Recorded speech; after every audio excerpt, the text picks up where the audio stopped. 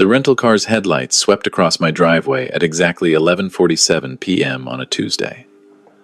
I wasn't supposed to be home until Friday. The engineering conference in Seattle had been canceled at the last minute. Something about the keynote speaker having a medical emergency. I'd tried calling Helen to let her know I was catching an earlier flight, but the phone just rang and rang. Michael didn't pick up either. I told myself they were probably asleep. It was late, after all, but the house wasn't dark. Every window blazed with light. Music pounded through the walls. I could hear it from the driveway, bass-heavy, loud enough to rattle the windows. My first thought was that Michael had left the TV on too loud. Helen sometimes got agitated in the evenings. The doctors called it sundowning. Maybe he'd turned up the volume to drown out her confusion. I pulled my suitcase from the trunk and walked to the front door. It was unlocked. That sent the first spike of unease through my chest. Michael knew better. We'd had the security talk a dozen times since Helen's diagnosis. Lock the doors, set the alarm, keep her safe. I pushed the door open. The smell hit me first. Cigarette smoke, beer, and something else, marijuana, in my house. My living room had been transformed into something I didn't recognize. The furniture was pushed against the walls. A professional-looking poker table sat in the center of the room, surrounded by 8 men I'd never seen before. Chips stacked high, cash scattered across the green felt. Thousands of dollars, just sitting there. Michael sat at the head of the table, dealing cards with practiced efficiency. He wore a dealer's visor and one of those green accountant's eye shades. My son, running an illegal poker game in my living room while I paid him $5,000 a month to take care of his mother. Nobody noticed me at first. I stood in the doorway, suitcase in hand, trying to process what I was seeing. Vanessa, Michael's wife, circulated through the room with a tray of drinks. She wore a short black dress and heels. Cocktail waitress cosplay in my home. "Ante up, gentlemen," Michael called out. "Table stakes are 200 minimum." I found my voice. "Where's your mother?" The music seemed to get louder in the sudden silence. 8 pairs of eyes turned toward me. Michael's face went white. The cards slipped from his fingers and scattered across the table. "Dad." He stood up so fast, his chair tipped backward. "You're not supposed to be. I mean, we weren't expecting. Where is Helen?" I set my suitcase down carefully. My hands were shaking.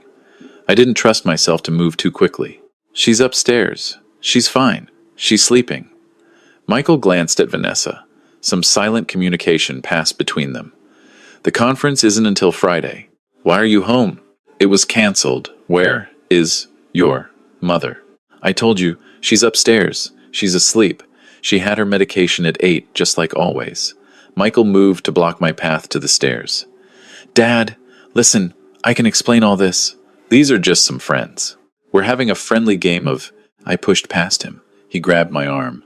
I shook him off harder than I'd intended. He stumbled backward into the poker table, sending chips clattering to the floor. "Mr. Thompson, maybe we should go," one of the men said, standing up. I didn't care about them. I didn't care about the poker game or the money or the smoke filling my house. I took the stairs, 2 at a time. My knees protested. I was 65, not 25. But adrenaline pushed me forward. The master bedroom door was closed. I turned the handle, locked, from the outside. There was a deadbolt installed on the bedroom door. On the outside. When had that been put there? "Dad." Wait, Michael was right behind me on the stairs. "Why is this door locked from the outside?" I spun to face him. "Why is my wife locked in her own bedroom? She wanders. You know she wanders. It's not safe. She could fall down the stairs, she could leave the house, and get lost. Dr. Peterson said we needed to take precautions. Dr. Peterson never said to lock her in like a prisoner." I rattled the handle again. "Open this door, now." Michael fumbled with his keys. His hands were shaking as badly as mine. The deadbolt clicked open. I pushed the door wide. The smell hit me like a physical force. Urine, sweat, sickness. The windows were closed despite the July heat. No air circulation. Just stale, heavy air that made my throat close up. Helen lay on the bed, curled on her side. She wasn't under the covers. She wore a nightgown I didn't recognize, thin and stained. Her hair, which she'd always kept so neat, stuck to her forehead in sweaty tangles. The bedside lamp was off. The only light came from the hallway behind me. "Helen?" I crossed to the bed and knelt beside her. Sweetheart, it's me. It's Robert. Her eyes opened. They were unfocused, glassy. It took several seconds for her to register my face. When she did, she started crying. Not loud sobs. Quiet, exhausted tears that told me she'd cried herself dry already. Robert. Her voice was a whisper. You came back. Of course I came back. I just went to Seattle for a few days. I touched her forehead. Hot. Too hot. You're burning up. How long have you been like this? I don't know. Days, maybe. It's hard to remember. She tried to sit up and couldn't. Her arms shook with the effort. They won't let me out. They said I'm being punished. Punished for what? For asking for water. For trying to use the bathroom. For... She trailed off, her eyes sliding away from mine. I wet the bed. I'm sorry. I tried to hold it, but I couldn't get to the bathroom. My vision went red at the edges. I turned to look at Michael, still standing in the doorway. You locked your mother in this room. You didn't let her use the bathroom. You didn't give her water. That's not... She's confused, Dad. You know how she gets. She makes things up. We brought her meals. We checked on her. Michael's voice rose defensively. Taking care of someone with Alzheimer's is hard. You have no idea how hard. You're never here. You don't see what it's really like. I was gone for 3 days. 3 days, Michael. And I came home to find her locked in a room that smells like a prison cell. I stood up slowly. Every muscle in my body felt coiled tight, ready to snap. How long has this been going on? I don't know what she told you, but the truth, Michael. How long? Vanessa appeared beside him. She'd taken off the heels. Her makeup was smudged. Mr. Thompson, your son works incredibly hard to take care of Helen. She's not an easy patient. She's combative. She refuses medication. She's sick, not criminal. And you two are supposed to be helping her, not torturing her. I pulled out my phone. I'm calling an ambulance. No! Michael lunged forward and grabbed the phone from my hand. You can't do that. Do you know what will happen if you call 911? They'll investigate. They'll ask questions. Child Protective Services could get involved with Emma. Emma, my granddaughter. Michael and Vanessa's 8-year-old daughter.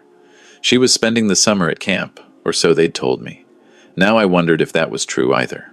Give me back my phone. Dad, please. Just let us explain. We can fix this.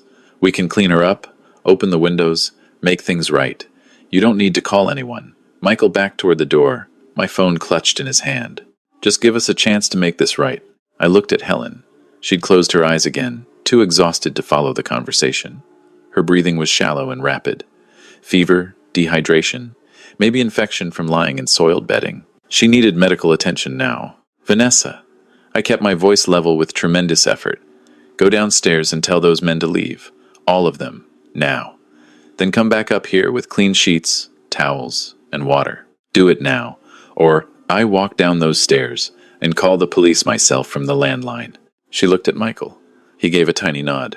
She disappeared down the hallway. Michael, give me my phone. Not until we talk about this rationally. There's nothing to talk about. You've been abusing your mother, the woman who raised you, the woman who sat with you every night when you had nightmares as a kid, who worked 2 jobs to pay for your college when your engineering scholarship didn't cover everything. This is how you repay her? I didn't ask for this. Michael's composure finally cracked. I didn't ask to give up my life to take care of a woman who doesn't even remember who I am half the time. You want to talk about college? Fine. You paid for my first 2 years. You know who paid for the last 2? Me. Student loans that I'm still paying off at 38 years old. You know who else helps with those loans? You. The $5,000 a month you pay me to take care of Mom. Well, guess what? That money keeps my family afloat. It pays Emma's private school tuition. It pays our mortgage. So you decided to supplement it with an illegal poker game? It's not illegal. It's a private game among friends. With a house rake. I saw the chip system. You're taking a percentage of every pot. That's illegal in Washington state, and you know it. I took a step toward him. How much are you clearing? $1,000 a week? $2,000? He didn't answer. And my wife is locked upstairs like an animal so she doesn't interfere with your little enterprise. My voice dropped to barely above a whisper. Give me my phone, Michael. Last chance. Or what? You'll hit me? You've never laid a hand on me in your life. But his bravado was crumbling. He could see something in my face that made him nervous. No, I'll go downstairs, use the landline to call 911, and explain to the police that I came home to find my son running an illegal gambling operation while my wife was locked in a bedroom without food, water, or access to a bathroom. Then I'll let them sort it out. Voices drifted up from downstairs, the poker players leaving, grumbling about the interrupted game. Vanessa's voice, making excuses, promising to reschedule. Michael's shoulders slumped. He held out my phone. Fine, take it. But think about what you're doing. Think about Emma. Think about what this will do to the family. I took the phone. My hands were steadier now. I'm thinking about family. I'm thinking about the woman in that bed who gave you everything, and how you repaid her. Vanessa came back with her arms full of clean linens and a large bottle of water. I sent them both downstairs while I helped Helen clean up and change. She was so weak, I had to support most of her weight. Her nightgown came off in pieces, the fabric having essentially disintegrated from being soiled and dried repeatedly. I tried not to think about how long she'd been lying there. Once she was in clean clothes and the bed was remade, I helped her drink water slowly. Too much too fast would make her sick. She fell asleep within minutes, her breathing easier, her color slightly better. I went downstairs.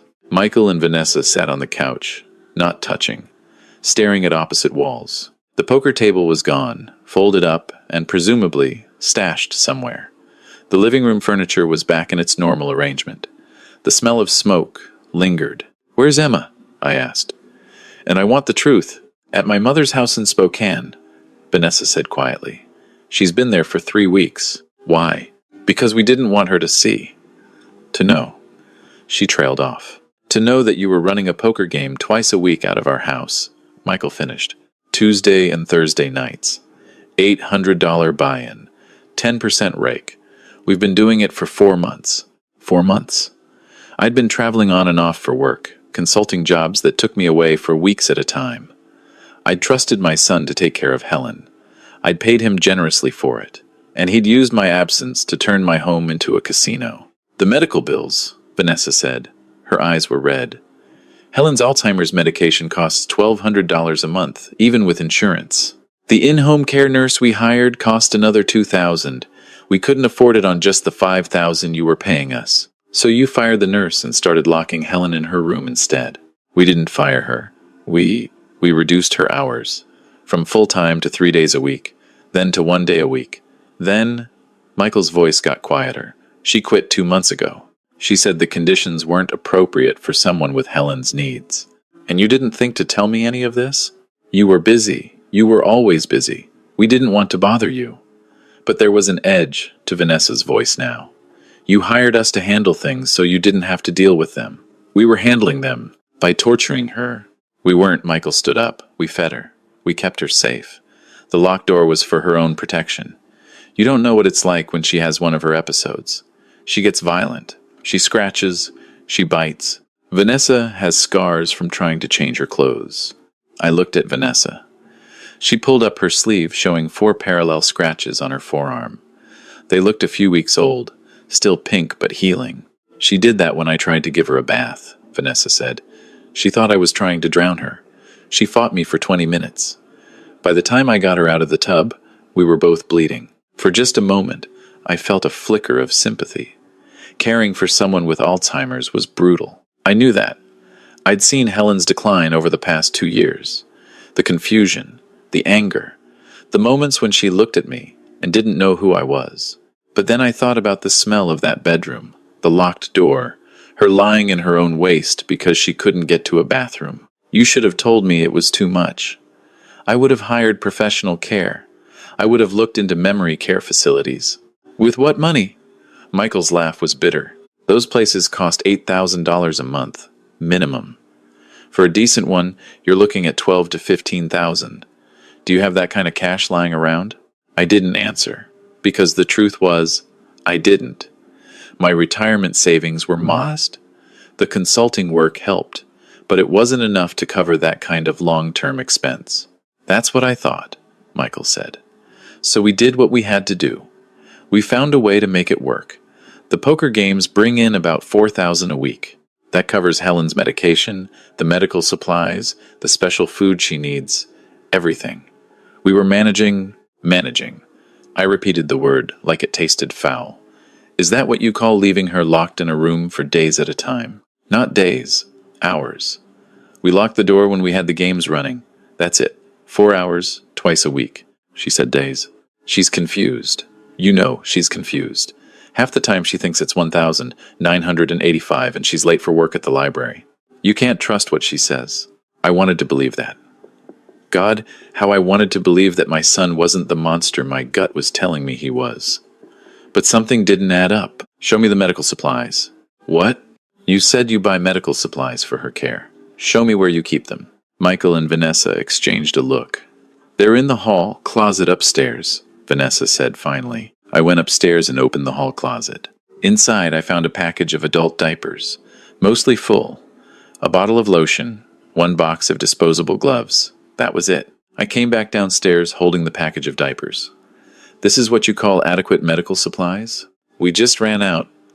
We were going to buy more tomorrow. The package is still 70% full, Michael. And these, I checked the label, these are the cheapest brand available.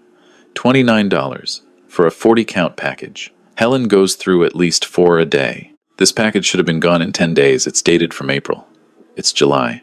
The math was simple, brutal, undeniable. You weren't changing her regularly. You were leaving her in soiled diapers for hours, maybe days at a time. That's why she has infections.